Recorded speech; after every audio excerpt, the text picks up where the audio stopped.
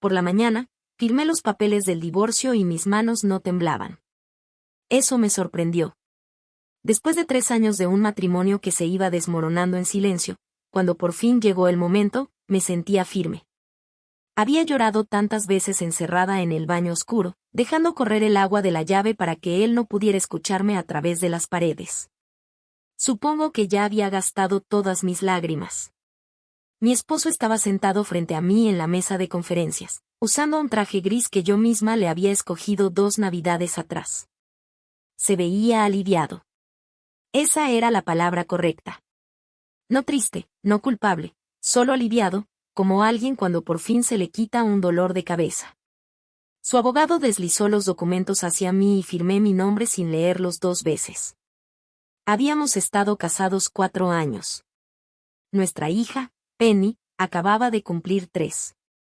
Su novia, me negaba a llamarla de otra manera, tenía 7 meses de embarazo. El abogado preguntó si tenía alguna última petición antes de finalizar el acuerdo. Mi esposo se recargó en la silla con los brazos cruzados, mentalmente ya en otro lugar. Podía notar que esperaba que yo mencionara la casa. La habíamos comprado juntos 2 años después de casarnos, una casa colonial de 4 habitaciones en Westfield, con un patio que Penny adoraba. O tal vez pensó que exigiría más dinero de manutención mensual. Llevaba semanas preparándose para una pelea. Al parecer, su abogado le había advertido. Ella va a venir por todo. Miré a mi esposo y dije. Solo quiero una cosa. Quiero que tu mamá venga a vivir conmigo. La habitación quedó en silencio. El abogado dejó de escribir. Mi esposo parpadeó 2 veces. Después algo cambió en su rostro, no exactamente confusión, más bien esa expresión particular de un hombre al que acaban de darle un regalo inesperado y todavía no confía en él. Su madre, Georgie, había vivido con nosotros durante los últimos 18 meses. Tenía 67 años, había enviudado recientemente y la primavera anterior le habían diagnosticado Parkinson en etapa temprana. Cuando llegó a quedarse con nosotros, mi esposo lo presentó como algo temporal. Solo hasta que se estabilice, había dicho. Pero lo temporal se fue alargando y alargando hasta que ambos entendimos que ya no tenía nada de temporal. Y en algún punto del camino, él dejó de poder verla sin calcular cuánto costaba. Yo era quien la llevaba a sus citas médicas. Reorganicé la cocina para que pudiera abrir los gabinetes con sus manos temblorosas. Me aprendí de memoria el horario de sus medicamentos. Algunas noches, después de acostar a Penny, Georgie y yo nos sentábamos juntas a ver películas viejas que le encantaban. Ella me tomaba de la mano y me decía dulce niña, y creo que las 2 sabíamos, incluso entonces, que yo la quería más que su propio hijo. Mi esposo se aclaró la garganta. ¿Quieres a mi mamá? Sí. ¿Y eso es todo? ¿Esa es tu condición? Eso, y quiero a Penny semanas alternadas. También quiero que tú pagues sus gastos médicos. Casi sonrió. Lo observé hacer las cuentas en tiempo real. Sin pelea por la casa. Sin exigencia de pensión. Sin una batalla financiera complicada por el negocio que había comenzado 2 años antes del divorcio, el mismo negocio para el que yo lo ayudaba a preparar presentaciones para inversionistas a las 11 de la noche. Mientras ella tenía 8 meses de embarazo. El negocio en el que jamás puso mi nombre ni una sola vez. Todo lo que tenía que hacer era entregarme a su madre anciana y enferma, y firmar un cheque. Te daré $7,000, dijo. Para los gastos de mudanza, el primer mes donde sea que termines viviendo, y tú te haces cargo de ella por completo. Su abogado se aclaró la garganta. Yo respondí. Está bien. Firmó tan rápido que la pluma se le resbaló sobre el papel. Georgie lloró cuando se lo conté. No porque estuviera triste. Lloró como llora la gente que ha estado cargando algo muy pesado durante demasiado tiempo y alguien por fin le dice. Ya puedes soltarlo. Estábamos sentadas en su habitación, rodeadas de las cajas que yo ya había empezado a empacar. Su cardigan azul doblado encima, sus álbumes de fotos, el pequeño búho de cerámica que su difunto esposo le había regalado en su primer aniversario. Ni siquiera me llamó, dijo en voz baja, para preguntarme qué quería yo. No supe qué responder a eso. Me senté al borde de la cama y le tomé la mano. No tenías que hacer esto, me dijo. Lo sé. Apretó mis dedos suavemente. Pero aún así lo hiciste. Encontramos un departamento de 2 habitaciones en un pueblo a unos 40 minutos de distancia. Lo suficientemente lejos para sentirse como un nuevo comienzo, pero lo bastante cerca para no cambiar la guardería de Penny. Estaba en el 3er piso, con un pequeño balcón y ventanas grandes, y George dijo que la luz le recordaba a una casa donde vivió cuando era joven. Pintamos el cuarto de Penny de amarillo. Colgamos el búho de George en la ventana de la cocina. Los $7,000 alcanzaron para el depósito y el primer mes de renta, con un poco sobrante. Yo tenía algunos ahorros propios gracias al trabajo de diseño gráfico que hacía antes de reducir mis horas para cuidar a Penny. No era mucho, pero era mío. Y eso se sentía importante de una manera que no había entendido por completo hasta entonces. Mientras tanto, mi exesposo mudó a su novia a la casa colonial. No voy a fingir que esos primeros meses fueron fáciles. Tenía 31 años, técnicamente recién soltera, durmiendo en un departamento nuevo con una niña de 3 años a un lado y la madre de mi exmarido al otro. Algunas noches me quedaba despierta haciendo cuentas mentalmente. Las facturas médicas del neurólogo de George eran manejables, pero no pequeñas. Penny pasó por una etapa en la que despertaba llorando por su papá. Y yo me sentaba en el piso de su habitación, en la oscuridad, abrazándola, sintiendo una clase de impotencia tan específica que incluso ahora no tengo palabras para describirla. Pero George estaba ahí. Era sorprendentemente estable para una mujer en su situación. Cada mañana estaba en la cocina cuando yo salía de mi cuarto. Con el café ya preparado y Penny convencida de comerse su avena gracias a alguna historia que George inventaba sobre una princesa que solo comía avena y por eso tenía el cabello increíblemente brillante. Había criado a 3 hijos. Sabía cosas que yo no. Me observaba con una atención cuidadosa que no se sentía para nada como juicio y sí completamente como amor. Una tarde de noviembre, unos 4 meses después del divorcio, George me pidió que me sentara. Y necesito enseñarte algo, dijo. Puso una carpeta sobre la mesa de la cocina, entre las dos. Dentro había documentos que al principio no reconocí, estados de cuenta, registros de propiedades y una serie de correos electrónicos que tuve que leer 2 veces antes de entender lo que estaba viendo. Mi exesposo había comenzado una segunda empresa. No la firma de consultoría que yo conocía. Otra distinta. Estaba registrada en Delaware bajo un nombre que jamás había escuchado y con una dirección comercial que solo era un apartado postal. Los estados de cuenta mostraban transferencias regulares hacia esa empresa desde las cuentas operativas de la primera compañía. George había encontrado los documentos 2 años antes, escondidos dentro de un expediente que él había dejado abierto en la impresora de la casa. En ese momento no había sabido qué hacer con ellos. Pero ella había guardado todo. No te lo dije antes porque seguía esperando estar equivocada, me dijo. Y porque pensé que tal vez ustedes podrían arreglar las cosas. Miró sus manos. Perdón por haber tardado tanto. Me quedé muy quieta un momento. Luego le pregunté si podía prestarme sus lentes de lectura. Las cifras en esos documentos eran importantes. No importantes al nivel de multimillonarios, pero sí importantes en el contexto de un acuerdo de divorcio del que yo me había ido con $7,000 y una mujer mayor enferma que nadie más quería. Llamé a la abogada a la mañana siguiente. Las semanas siguientes no fueron tranquilas. Mi abogada, una mujer pequeña y precisa llamada Harriet, que usaba los mismos aretes de perlas todos los días y jamás levantaba la voz, dijo que lo que tenía era suficiente para reabrir la declaración de bienes del divorcio. Mi exesposo estaba legalmente obligado a declarar todos sus negocios. Y no había declarado ese. Eso era fraude. Me llamó 3 veces la semana después de que recibió la notificación de la demanda. No contesté. Su novia me llamó una vez. No sé qué pensaba decirme. Dejé que se fuera al buzón de voz y luego lo borré sin escucharlo. Lo que no había anticipado era la claridad con la que podía pensar una vez que dejé de esperar que algo pasara. Ese periodo de mi matrimonio, especialmente el último año, había estado marcado por un tipo particular de agotamiento.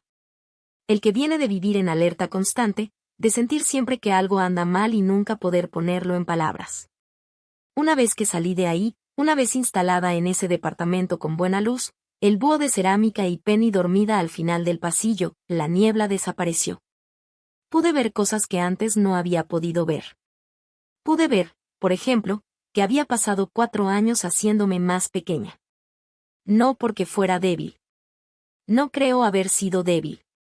Sino porque la relación tenía una especie de gravedad que jalaba todo hacia él. Sus necesidades. Sus tiempos. Sus ambiciones. Yo era buena en mi trabajo antes de conocerlo. Tenía amigos, proyectos, ideas. Poco a poco, durante 4 años, casi todo eso se comprimió hasta tomar la forma de su vida. Y al final, apenas reconocía el contorno de la mía.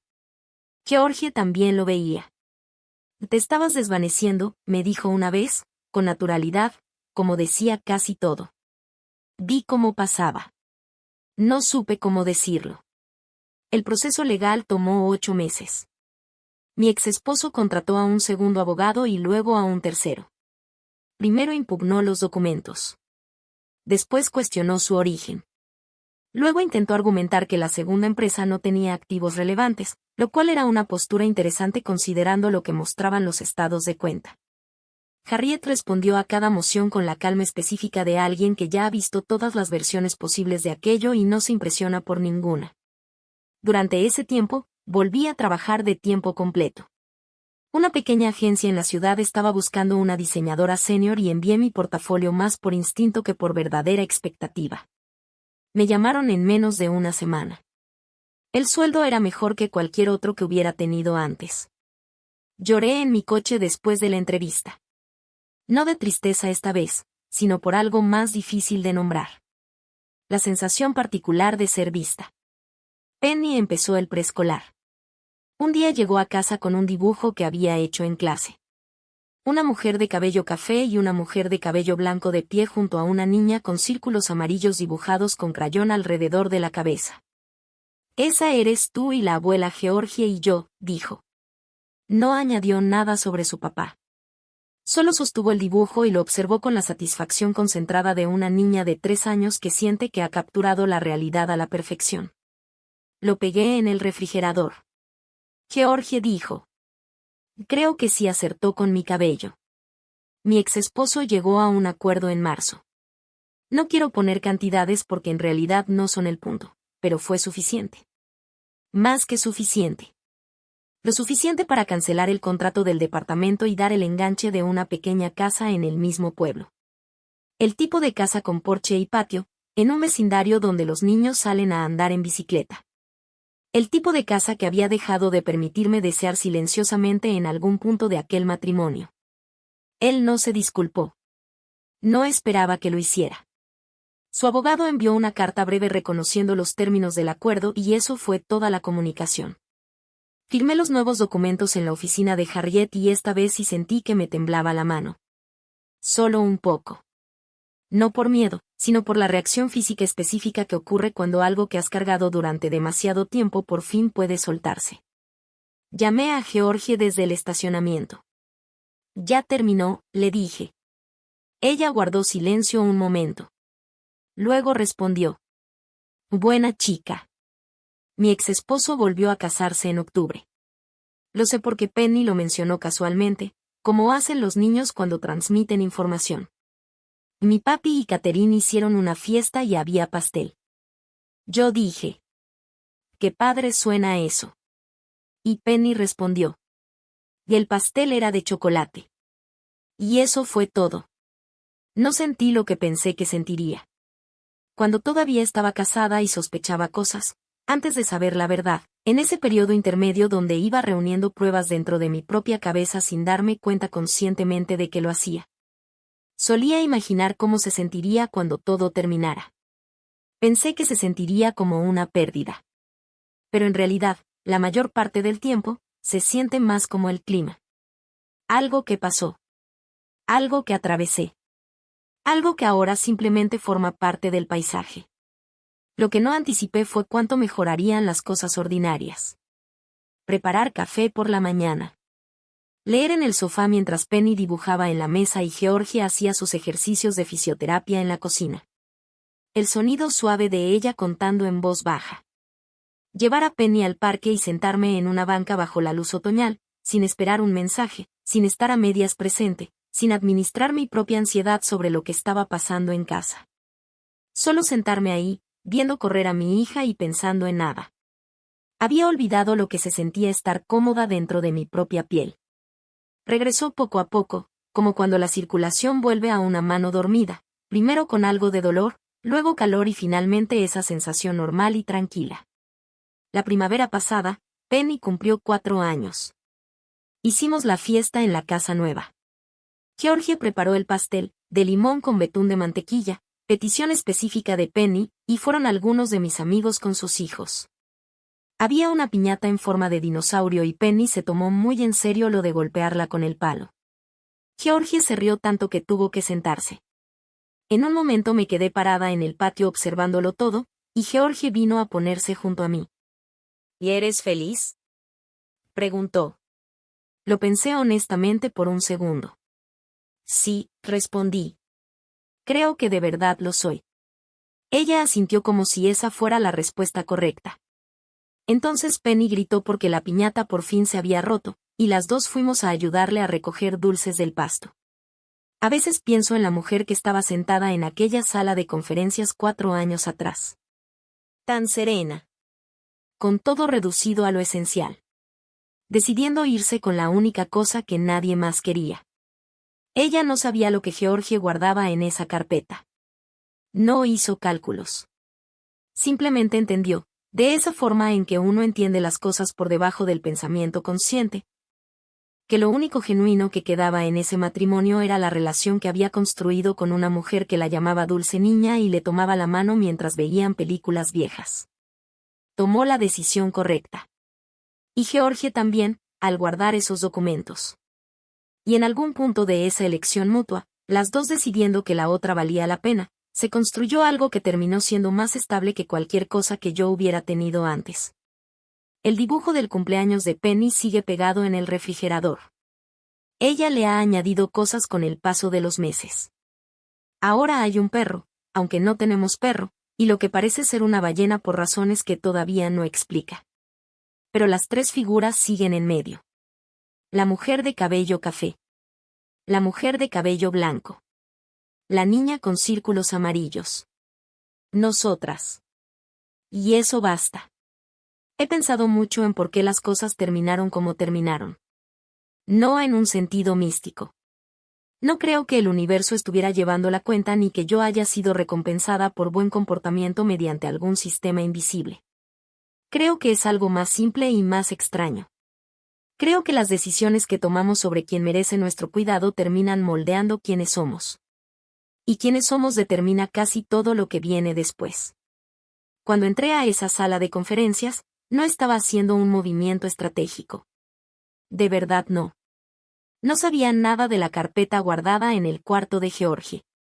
No sabía nada de la empresa en Delaware ni de las cuentas ocultas. Solo sabía que había pasado 4 años viendo cómo una mujer era borrada lentamente de la vida de su propio hijo y que yo no estaba dispuesta a convertirme en la persona que la abandonara para hacer mi propia salida más sencilla. Eso era todo. Ese era el cálculo completo. Pero esto es lo que he entendido sobre ese tipo de decisiones. Tienden a multiplicarse. No porque las buenas acciones sean recompensadas. Eso sería demasiado limpio, demasiado transaccional. Sino porque cuando decides actuar desde tus verdaderos valores en lugar de actuar desde el miedo, empiezas a tomar mejores decisiones en todos los aspectos. Yo no estaba operando desde la ansiedad en esa habitación. Estaba operando desde la claridad. Y resulta que la claridad es extremadamente útil. Georgie guardó esos documentos porque es una mujer con conciencia. Una mujer que no dejó de prestar atención solo porque fuera incómodo hacerlo. Los conservó durante 2 años, esperando, sin saber qué hacer. Y luego miró a través de la mesa de la cocina a una nuera que la había elegido sin esperar nada a cambio, y decidió que esa persona merecía conocer la verdad. Eso es causa y efecto, no magia. Solo 2 personas actuando con integridad, y esa integridad construyendo algo real entre ellas. La parte a la que siempre regreso es la de la resiliencia, porque creo que mucha gente la entiende mal. Escuchan resiliencia y creen que significa no romperse. No es eso. Yo me rompí muchas veces. Lloré en estacionamientos. Hice cuentas a las 2 de la mañana hasta sentirme enferma. Me senté en el piso del cuarto de Penny, en la oscuridad, sin saber cómo ayudarla a extrañar menos a su padre. La resiliencia no es la ausencia de todo eso. Es la decisión, tomada una y otra vez, de seguir orientándote hacia lo que importa de todos modos. De no permitir que lo difícil se convierta en toda la historia. Penny tiene 4 años ahora. Dibujó una imagen de las 3 y le puso una ballena por razones que todavía no explica. La salud de Georgie tiene días complicados, pero ella sigue preparando café y sigue contándole a Penny historias sobre princesas con cabello espectacular. Yo tengo un trabajo del que me siento orgullosa, un porche donde me siento por las tardes y una vida que, por primera vez en mucho tiempo, se siente genuinamente mía. No llegué aquí por no tener miedo. Llegué aquí por ser honesta respecto a lo que valoraba, respecto a lo que podía aceptar y respecto a quien valía la pena quedarse. Esa es la única fórmula que conozco. No es rápida, pero funciona.